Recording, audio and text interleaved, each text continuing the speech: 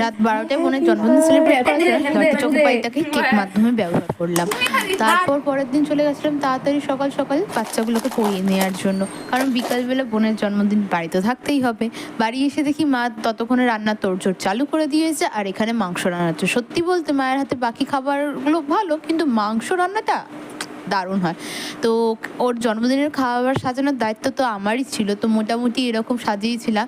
ও আর বেশি কিছু ভিডিও নিতে দেয়নি, কারণ ওর খুব জোর খিদে পেয়ে গেছিলো।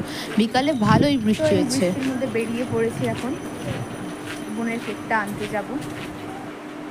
তো এই বৃষ্টির মধ্যেও চলে গেছিলাম ওর জন্য কেক নিতে। যেতে তো হবে, একমাত্র অনাথ বোন বলে কথা। তো তারপরে এই কেকের দোকানে তুমি দেখো এত সুন্দর সুন্দর কেক, যে কোনটা ছেড়ে কোনটা নেবো জানি না। তো ওই বোন বলে দিয়েছিল যে ম্যাঙ্গো ফ্লেভারের কেক পেলে নিস, তো ওইটাই আর ভাবনা চিন্তা বেশি না করে নিয়ে সিধে বাড়ির দিকে গেলাম।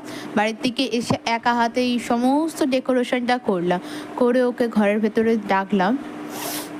যখন ওর মনে হয় বেশ পছন্দই হয়েছে, বেশ নাটকটা ভালোই করলো শখ হওয়ার। যাই হোক, পছন্দ হয়েছে এইটাই বড়, পছন্দ হবে না আমি বা কেন, আমি সাজিয়েছি বলে কথা। তারপরে আর কি, কেক কাটা হলো। বিশেষ কিছু ওকে উপহার দেওয়া হয়নি, একটা লিপস্টিক আর কাজল দিয়েছিলাম, ওই আর কি। কেক কাটালো, শুধু কেক কেটে আমাকে ছাড়েনি, অনেক ক্যান্ডিড ফটো তুলেছে, সেগুলো ডিলিটও করে দিয়েছি। তার মধ্যে এইটা রইলো একটা ছবি। বাই।